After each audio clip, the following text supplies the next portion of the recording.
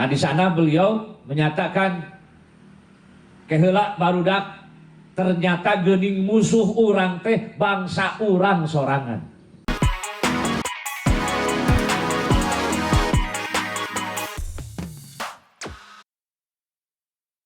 Assalamualaikum warahmatullahi wabarakatuh.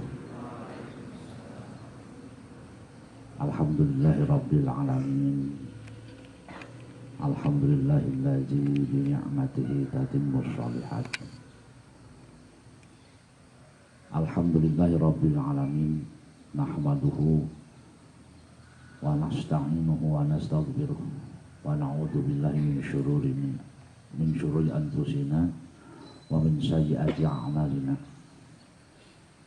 May yahdihillahu fala mudhillalah wa may yudlil fala hadiyalah. Asyhadu an la ilaha illallah wa asyhadu anna Muhammadar Rasulullah. A'udzu billahi minasy syaithanir rajim. Bismillahirrahmanirrahim. Wala tahsabanna alladziina qutilu fi sabilillahi amwata bal ahya'un 'inda rabbihim yurzaqun. Shadaqallahul 'adzim. Allahumma shalli 'ala sayyidina Muhammad wa 'ala ali sayyidina Muhammad kama shallaita 'ala sayyidina Ibrahim wa 'ala ali sayyidina Ibrahim wa barik 'ala sayyidina Muhammad wa 'ala ali sayyidina Muhammad kama barakta 'ala sayyidina Ibrahim bil 'alamin innaka Hamidum Majid. Yang saya banggakan para panitia dan rasa syukur terima kasih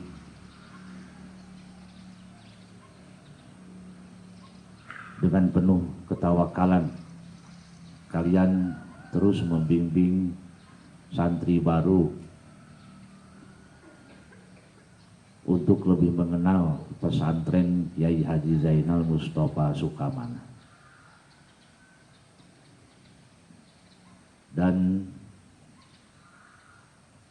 saya ucapkan selamat datang kepada para santriat baru di makam pahlawan nasional Kyai Haji Zainal Mustafa.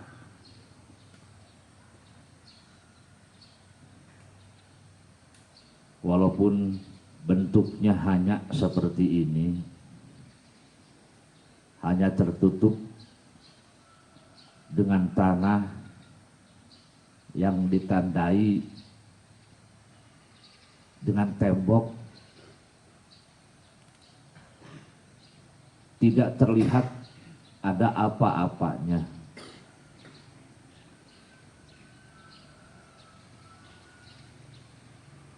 Ingat, itu hanya keterbatasan manusia memandang sesuatu keagungan Allah. Itu semua hanyalah keterbatasan manusia melihat kemuliaan para syuhada yang ada di alam barzakh.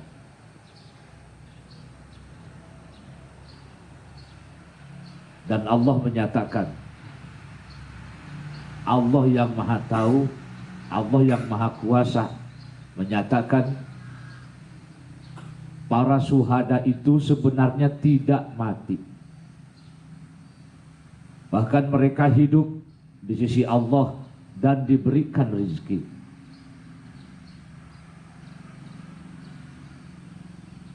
Allah saja mengenang kepada hamba-hambanya, Allah saja memuliakan kepada hamba-hambanya yang rela mengorbankan jiwa raganya untuk membela agama.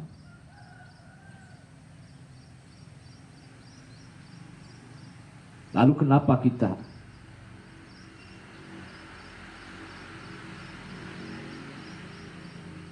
yang saya harapkan kita sebagai hamba Allah yang belum tentu mendapatkan kemuliaan seperti para syuhada di sini, mudah-mudahan bisa menjadikan semuanya pelajaran untuk kita juga mendapatkan minimal syafaat para syuhada itu.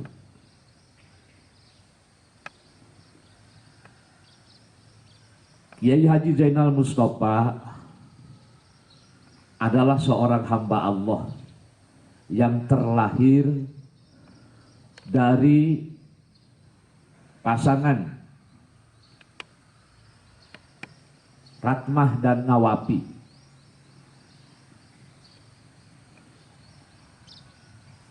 Bapaknya Nawapi, ibunya Ratmah.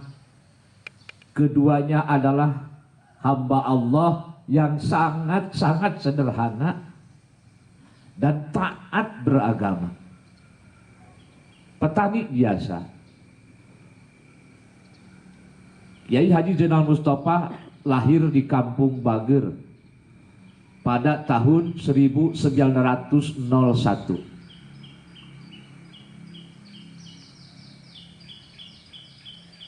Karena orang tuanya adalah orang sederhana yang taat beragama, tersirat di dalam hati kedua orang tuanya untuk menjadikan Mustafa atau nama kecilnya Umri. Kiai Haji Zainal Mustafa itu nama kecilnya Umri. Untuk menjadikan putranya sebagai seorang yang hamba Allah yang taat beragama sebagaimana orang tuanya. Alhamdulillah, mungkin ini adalah doa kedua orang tuanya yang selalu mengingat Allah. Ada seorang janda kaya yang namanya Hajjah Siti Juwariyah, yang makamnya di belakang di sini di bukit sana. Alhamdulillah sudah ketahuan sekarang, kalau baru-baru ini ketahuannya ada makam Hajjah Siti Juwariyah. Nah, mengangkat Kiai Haji Zainal Mustafa dengan kakak nisanya Kiai Haji Zainal Muhsin.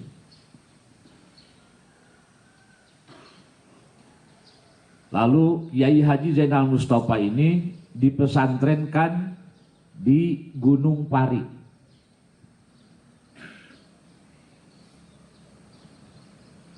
Ternyata tanda-tanda keulamaan Kiai Haji Zainal Mustafa dipandang oleh seorang ulama di Gunung Pari yang namanya Kiai Haji Zainal Muttaqin kalau nggak salah itu.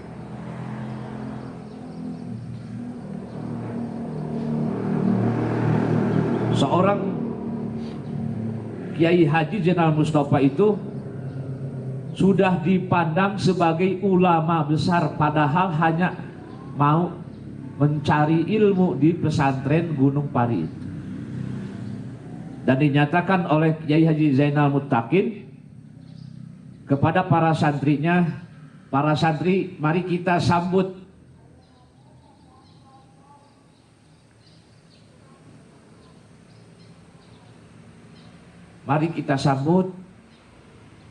kita akan kedatangan seorang ulama besar, kata. Padahal saat itu beliau hanya untuk mengikuti pendidikan di pesantren itu. Tapi sambutan kiainya, yakni Kiai Haji Zainal Muttaqin itu menyatakan kepada para santrinya, kita sambut, kita akan kedatangan seorang ulama besar.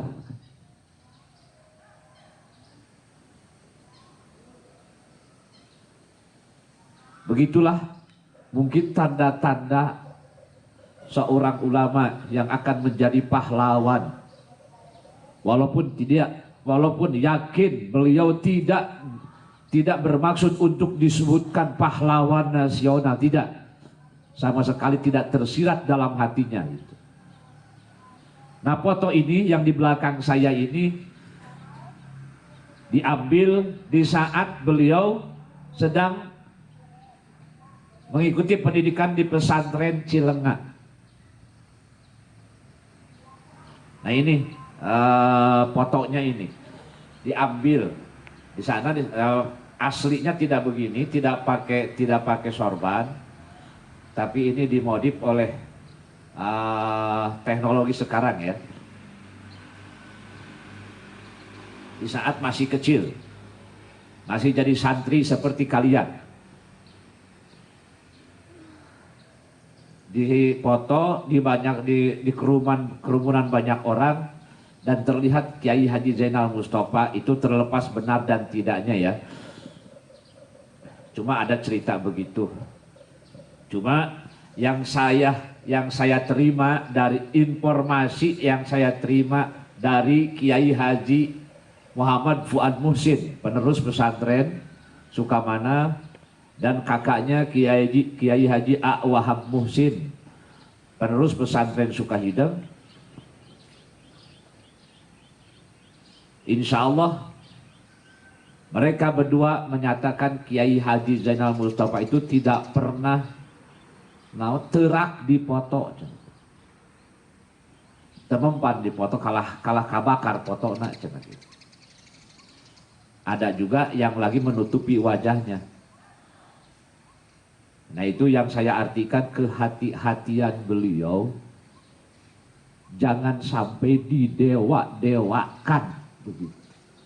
Kehati-hatian beliau kepada para santrinya supaya beliau tidak didewa-dewakan, karena beliau hanyalah hamba Allah saja. Kalau ada keagungan, kemuliaan, hanyalah Allah tetap yang mulia. Beliau hanyalah hamba Allah sebagai manusia biasa. Jadi yang terjadi keagungan, keistimewaan, khawarikul adatnya itu adalah keagungan Allah. Begitulah beliau menyatakan di setiap pengajiannya, di setiap pendidikannya kepada para santrinya. Jadi tidak ada, beliau sama sekali tidak mengakui saya hebat, tidak. Karena yang agung itu, kalaupun hebat itu yang hebatnya Allah, tidak ada makhluk. Bukan makhluk. Hanyalah Allah yang maha agung dan maha besar. Nah ini makam ini pun yang dipimpin oleh Kiai Haji Zainal Mustafa dan bersama 17 santrinya. Nah di sini mungkin terbilang 18 santrinya. Padahal yang dipindahkan dari Ancol ke sini tahun 73 itu 17 santrinya beserta Kiai Haji Zainal Mustafa. Di 18 orang. Lalu siapa di sini yang seorangnya? Kok di belakang Kiai Haji Mustafa itu ada 18 orang? Nah ini adalah seorang santri beliau yang merintis dan mendirikan Yayasan Kiai Haji Zainal Mustafa, yakni seorang santri Kiai Haji Mustafa yang meneruskan pendidikannya di kepolisian. Namanya Kolonel Haji Syarif Hidayat, Purnawirawan Kolonel Haji Syarif Hidayat. Makamnya itu yang paling timur.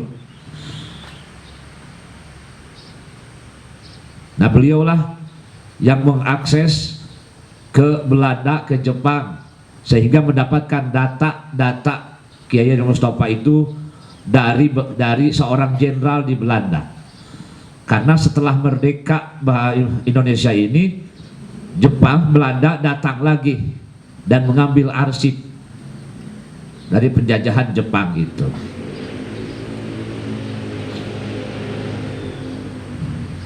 Keheula bisi lami ting sawios. Da bisi teu jelas gitu sawios lami teuing sawios.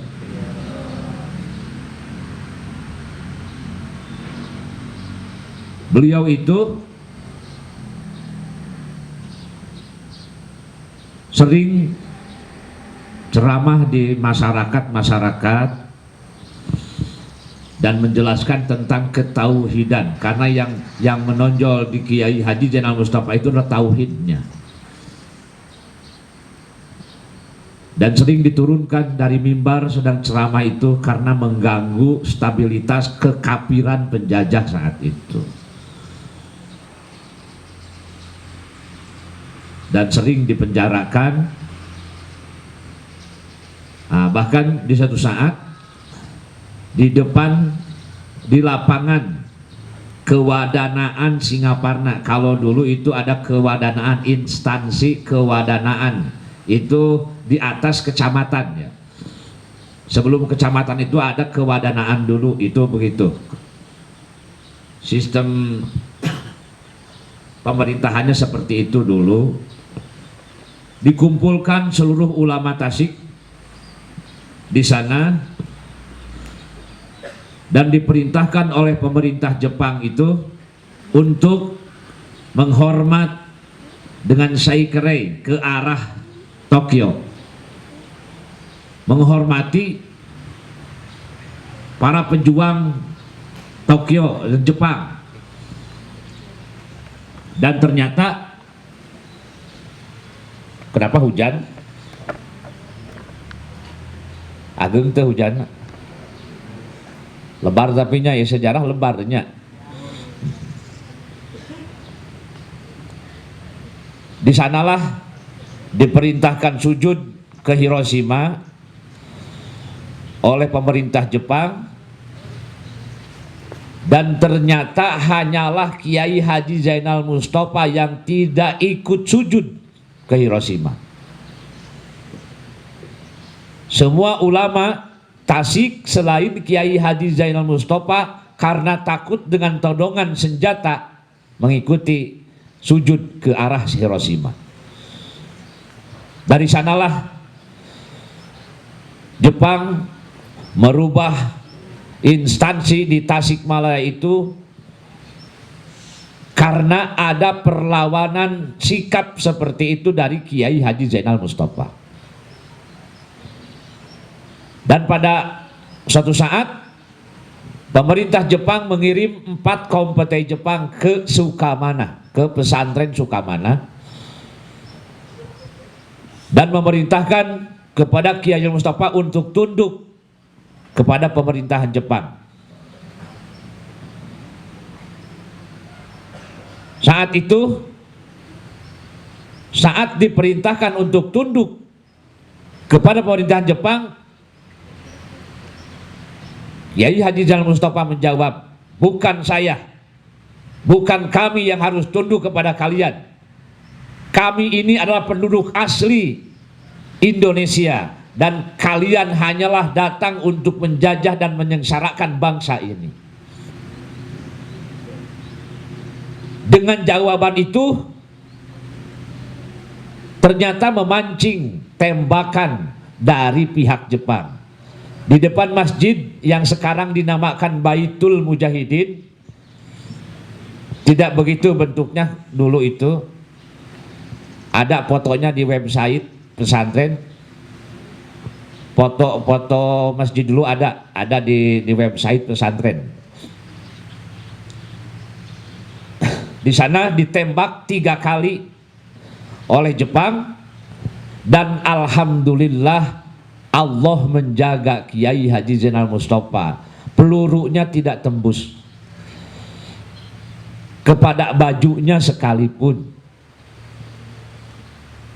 Langsung di sana para santri memekik takbir dan membunuh 3 kompeten Jepang itu, dan membiarkan yang satunya pulang dengan bahasa dari Kiai Mustafa, kalau tidak mau insaf silakan, saya tunggu kalian di sini hari Senin. Itu bahasa dari Kiai Haji Mustafa, kalimat yang keluar dari Kiai Mustafa. Nah, ini ada perlu yang saya perlu jelaskan di sini. Ada sebuah jeritan yang saya nyatakan itu sebagai doa. Kita tahu kan dalam hadis ittaqu da'watal madlum, hati-hati dengan doa yang didolim. Dan jelas-jelas Kiai Haji Zainal Mustafa saat itu sebagai bangsa Indonesia dari tataran Sunda sedang didolim oleh para penjajah Jepang. Di saat beliau ditembak 3 kali, terucap dari Kiai Mustafa itu jeritan dengan bahasa Sundanya, hancur siah Jepang. Nah, itu yang saya katakan doa. Dan ternyata karena yang didoakannya bukan hancur tentara Jepang, tapi hancur Jepang. Negara Jepang kan hancur. Tidak lama kemudian hancur kan Jepang itu. Kita tahu dalam sejarah, kita membaca dalam sejarah bahwa Jepang saat perang dunia kedua itu adalah yang menguasai senjata sampai ribuan kapal perang kan. Tapi kenapa hancur hanya dengan 2 kapal perang Amerika saat itu? Maka saya simpulkan secara pribadi, maaf ini, itu mungkin salah satu ijabah doa dari Kiai Haji Zainal Mustafa, salah seorang ulama di Indonesia. Dan begitu juga banyak doa-doa para ulama yang lainnya mungkin. Cuma yang saya tahu, beliau pernah berdoa akan kehancuran Jepang.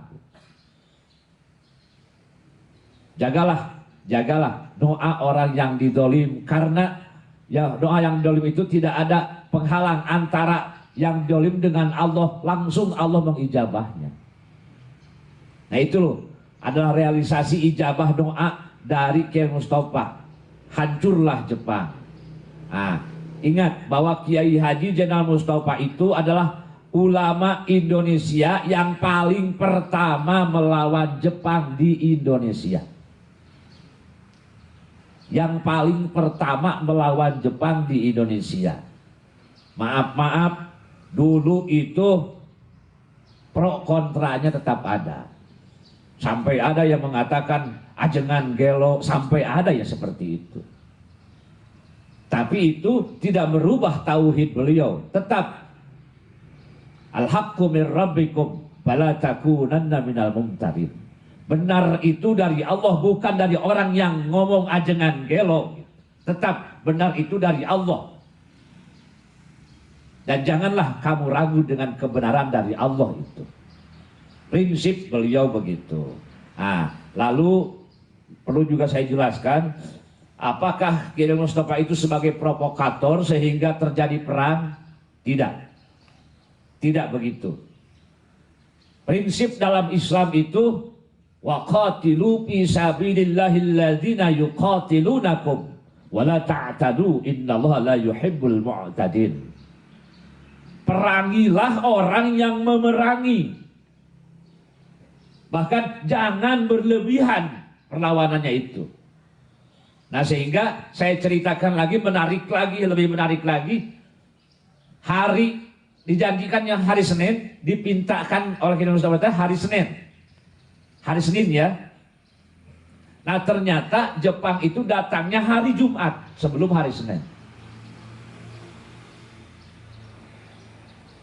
Maka persiapan di Sukamanah itu sejak malam Kamis itu diperintahkan para santrinya untuk membuat pedang dari bambu.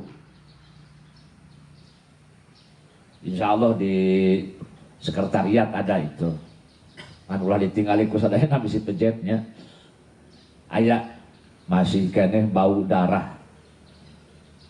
Bambu lamun bambu naonnya bahasa Sunda mah awi surat sebutnya teh, awi surat teh. Yang dibuat dibentuk sebagai pedang.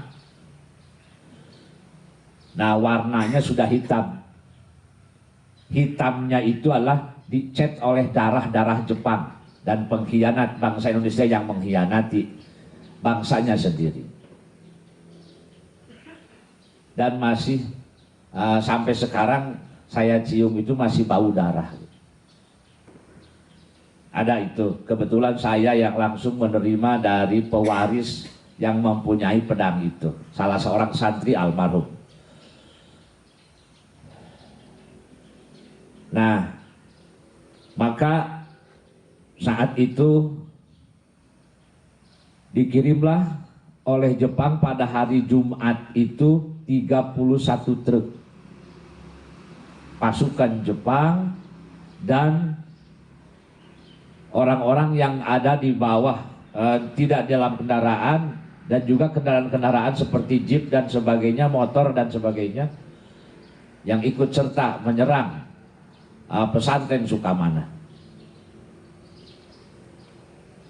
Nah, ini setelah Jumatan beliau biasanya zikrullah seperti biasa kita lakukan ya. Setelah sholat itu begitu. Nah, saat itu beliau langsung berdiri. Setelah salam dari sholat Jumat, karena beliau juga memimpin Jumat hari itu, khutbah dan imamnya Kiai Haji Mustafa saat itu. Nah, setelah salam tidak wirid tapi berdiri. Siap barudak, musuh geus di kudang, bahasanya begitu. Dengan keilmuan yang dianugerahkan oleh Allah kepadanya, almarhum mengetahui kondisi musuh itu di mana. Nah, di simpang 3, nah sebelum masuk ke jalan Makam Pahlawan, di sana ada simpang 3 yang ke arah Singapana dan ke arah Jalan Pahlawan ke sini, di sana. Nah, yang disebut kudang itu di sana. Maka bersiaplah semua santri untuk menyambut musuh yang akan menghancurkan pesantren itu. Dan setelah itu ternyata ada salpo dari Kampung Cihaur. Nah, dari Kampung Cihaur, dari simpang 3 tadi yang ke Sukamana ke sini dan ke sana ya, ke sebelah barat, itu Kampung Cihaur namanya. Ada salpo tanda perang dengan tembakan 3 kali saat itu. Maka bergegaslah para santri dengan penuh ketauhidan, keyakinan akan Allah pasti menolong. Allah pasti menolong hambanya yang sedang didolim. Lalu sampai ke simpang 3 yang di bawah gapura itu. Nah, di sana beliau menyatakan, keheula barudak, ternyata geuning musuh urang teh bangsa urang sorangan. Kenapa demikian? Karena yang jadi tentara Jepang itu adalah banyak bangsa Indonesia yang ikut serta menjajah bangsanya sendiri. Sampai-sampai ada perhatian dari Kiai Mustafa, jangan dulu ada perlawanan kepada musuh kita itu sebelum mereka masuk ke garis pertempuran, sambil menggariskan pedangnya ke bawah gapura tadi. Di sana digariskan. Nah, ternyata bangsa Indonesia itu, tentara yang dibuat oleh Jepang dari bangsa Indonesia itu tetap ingin membunuh dan menghancurkan pesantren Kiai Haji Zainal Mustafa. Maka terjadilah pertempuran sengit di sana, sehingga ada seorang santri yang mampu membunuh 3 truk tentara Jepang. Jadi daguan turun heula, ditaekan trukna langsung. Namanya Kiai Haji Makmur. Di sana di daerah Warga Kerta itu ada pesantren Al Makmur. Nah, di sana yang mendirikan pesantren Al Makmur. Beliau itu mampu membunuh 3 truk tentara Jepang. Nah, insya Allah bagaimana tajamna eta pedang bambu dijelaskan ku Aki Oot anu maotna sekitar usia 150 tahun, masih baru-baru ini. Beliau wafat di usia sekitar 150 tahun, dan beliau menjelaskan jika nyacar jarami cenah gitu. Nyacar musuh teh, ngadek musuh teh jika nyacar jarami cenah gitu. Sehingga pedang bambu itu dinyatakan oleh Jepang tajam, lebih tajam daripada semurai katanya. Aya pedang bambuna aya di sekretariat kan aya ayeuna. Tapi ulah ditinggali ku sadayana mangke ruksaknya. Di sekretariat satu, kebetulan di saya juga ada satu, dan rampasan dari Jepang ada buktinya ada di saya, seperti bayonet itu ada. Pada belati anu sok disimpan di ujung senjata Jepang kan, itu bayonet ada 2 di saya itu. Pedang bambunya 1 di saya dan 1 lagi di sekretariat itu. Wah ramainya kan hujannya. Nah insya Allah itulah seorang Kiai Mustafa, sampai-sampai jadi bukan provokator kan, bukan provokator karena beliau itu diserang, bukan nyerang. Bukan datang ke pemerintahan Jepang, tapi justru Jepang datang ke pesantren Sukamana.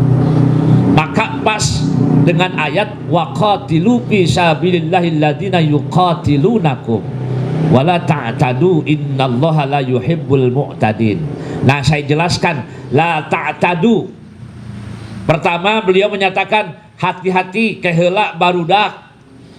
Ternyata geuning musuh urang teh bangsa urang sorangan. Itu adalah ta'tadu itu. Dan yang menghentikan peperangan juga adalah Kiai Haji Jalil Mustafa. Di saat setelah banyaknya korban dari pihak Jepang, sekitar 300 orang Jepang mati saat itu. Oh iya, tadi Ajengan Makmur itu wafatnya karena punya penyakit asma, bukan tertembak, bukan terpenggal, bukan. Tapi beliau wafatnya itu karena punya penyakit asma. Setelah capek membunuh 3 truk, beliau juga menghembuskan napas terakhirnya karena penyakit asmanya itu. Begitu, itu saya terima dari kiai. Dari seperti Kiai Haji Muhammad Fuad Muhsin, penerus pesantren Sukamana. Nah, saya mendapatkan informasi itu insya Allah dari orang-orang yang terpercaya. Nah, selanjutnya di saat beliau menghentikan peperangan itu, kela berudak geus loba ting korban cenah. Jeung bisi sok sarolat keneh, tuh bahasana. Bahasa Kiai Jalil Mustafa menghentikan pertempuran saat itu, geus barudak loba teuing korban jeung bisi sok sarolat keneh. Itu insya Allah akan termasuk pada wala ta'tadu. Karena ngaku nama Islam kan. Tentara yang di orang-orang Indonesia yang jadi tentara Jepang itu ngakunya Islam, tapi rela mereka membunuh, menghancurkan pesantren Sukamana ini. Nah, yang mati dari pihak Jepang sekitar 300 orang, karena memang teknik perang Jepang itu supaya tidak terbilang korban dari mereka. Begitu mati angkat langsung kana truk ngeteh gitu. Karena memang politik perang Jepang itu seperti itu. Dan korban dari pihak Sukamana itu 86 orang yang dikuburkan massal di satu lubang di sana. Beliau semuanya lagi menikmati nikmat Allah di alam barzah yang hanya menunggu untuk masuk surga. Sekarang lagi ada di alam barzah yang terus diberikan rezeki oleh Allah, berada dalam apa? Tinggalnya itu pada sayap-sayap burung yang hijau, yang bergelantungan di arasy Allah. Yang burung-burung itu kadang-kadang berterbangan ke atas surga dan mengambil makanan dari sana, dari surga, jadi rezeki bagi para syuhada yang ada di sayap-sayapnya itu. Ini 86 orang itu dikuburkan di satu lubang yang kurang lebih 1 meter dalamnya, kedalamannya. Hayang dak? Hayang ngagali, hayang ningali kumaha para syuhada di alam kuburna. Cuma aduh tersopan lah gitunya. Pasti dijaga ku Allah. Pasti diutamakan ku Allah. Ini 86 orang ini yang di sana di belakang tembok itu. Terbayangkan saat genting setelah tempur, para syuhada itu berdarahnya, pakaiannya tidak diambil, langsung dikuburkan saja karena saksi kesahidannya. Jadi saksi kesahidannya. Ini tahun 44. Dikuburkan di sini tahun 44. Jangankan jasad syuhadanya, lihat saja pedang bambu yang ada di kita, yang bisa dilihat oleh kita, itu tahun dibikinnya tahun 44 dan sekarang masih ada, masih utuh. Keajaiban yang terjadi itu adalah keagungan Allah saja, bukan Kiai Haji Zainal Mustafa. Hanya keagungan Allah saja. Dan kita sebagai santri yang ada di lingkungan pesantren yang didirikan oleh beliau, insya Allah akan mendapatkan berkah dari kepahlawanan beliau.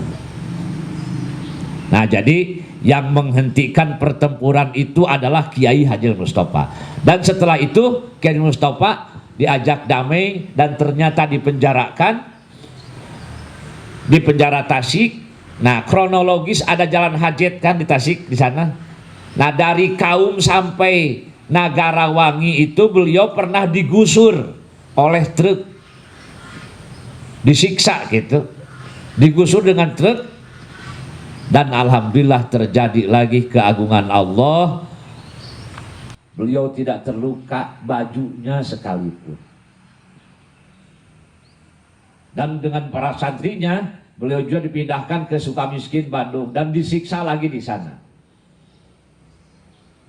Lalu dipindahkan lagi ke Ancol dan di sana dieksekusi mati oleh Jepang itu. Nah, di sini mungkin ada perbedaan. Ada yang menyatakan Kiai Haji Mustafa itu dibunuh dengan ditembak dan dipenggal. Kalau saya menyatakan tidak begitu. Kalau ditembak mungkin ditembak, pasti ditembak. Dipenggal pasti dipenggal. Karena kekesalan orang-orang Jepang kepada Kiai Haji Mustafa. Dan saya nyatakan itu tidak mempan, karena Allah menjaga Kiai Haji Zainal Mustafa. Seperti yang sudah terjadi kan di depan masjid dengan tembakan-tembakan yang sangat hebat. Bahkan begini saya ceritakan, ada seorang santrinya yang hidupnya sampai sekitar tahun 2000-an lah. Nah, saya teruskan lagi bahwa beliau itu saya yakin dikubur hidup-hidup, berakhir hayatnya itu dengan dikubur hidup-hidup. Dan ada bukti bahwa beliau dikubur hidup-hidup sampai saat ini ada di Museum Siliwangi. Sorban kuningnya yang dipakai saat perang itu, jubahnya juga, terus imamahnya, terus pedang bambunya ada di Museum Siliwangi. Bukti nyata bahwa beliau itu tidak tembus ditembak. Bukti nyata beliau itu tidak wafat dipenggal. Kalau dipenggal mungkin ada darahnya dong. Kalau ditembak mungkin tembus dong, kelihatan bajunya, imamahnya, jubahnya, sorbannya, ada bekas tembakan. Dan itu ternyata tidak ada. Mungkin saja ditembak, dipenggal, tapi tetap Allah menjaga beliau sebagai seorang syuhada yang diagungkan Allah karena ibtikornya Kiai Haji Zainal Mustafa kepada Allah saja. Nah, jadi Kalau mau melihat bukti itu ada di Museum Siliwangi di Bandung, sampai saat ini ada. Dan insya Allah katanya Provinsi Jawa Barat itu akan membuat museum Kiai Haji Zainal Mustafa yang khusus. Kemarin alhamdulillah belum lama saya kedatangan dari para ahli sejarah dari provinsi yang merencanakan akan membuat museum Kiai Haji Zainal Mustafa. Nah, ini bukti nyata yang mudah-mudahan jadi pelajaran untuk kita apa artinya hidup. Kebetulan barusan ada yang lewat motor, naon sok coba maut keur kitu, naudzubillah. Coba ieu para pahlawan anu terus diharumkan ku Allah namanya, terus dinikmati jasa-jasanya ku para penerusna. Enak kan? Lamun teu merdeka mau amal bisa kieu. Nah, ieu teh ulama. Ini adalah ulama dari tataran Sunda yang paling pertama melawan Jepang di Indonesia. Di saat mereka takut dengan Jepang, bahkan beliau mengangkat senjata siap melawan Jepang. Terlalu panjang mungkin kalau saya jelaskan, dan insya Allah bisa dilihat nanti di lab komputer, di lab internet sana ada, bisa lihat website pesantren www.pstkhajatmustofa.org.id. Di sana ada pemaparan sejarah yang insya Allah mudah-mudahan jadi doanya dari semuanya itu jadi bahan seminar internasional. Jadi bahan seminar sejarah internasional, bahannya sudah ada, teksnya sudah ada, versi Inggris, versi Indonesia sudah ada pada website itu. Dan insya Allah di luar negeri itu banyak yang menghargai Kiai Haji Mustafa akan kepahlawanannya. Ya, tapi saya tidak berharap wah Indonesia tidak begitu ya. Nah, tapi yang saya harapkan adalah tetap dari Allah saja yang dalam genggamannya seluruh alam dunia ini. Hanyalah Allah yang memberikan pahala dan segala keagungan yang yang diberikan Allah kepada para pahlawan, yang diantaranya adalah pahlawan nasional Kiai Mustafa. Nah, saya nyatakan tidak hanya Kiai Mustafa, banyak lagi pahlawan-pahlawan di Indonesia ini, tapi yang saya jelaskan dan yang saya tahu di sini adalah Kiai Haji Zainal Mustafa. Jadi tidak egois ini Kiai Mustafa pahlawan, tidak begitu, banyak pahlawan. Cuma yang saya tahu ceritanya adalah Kiai Haji Zainal Mustafa. Begitu saja, mudah-mudahan ada manfaatnya. Subhanakallah bihamdika asyhadu an la ilaha illa anta astaghfiruka wa atubu ilaik wal afu minkum. Wassalamualaikum warahmatullahi wabarakatuh.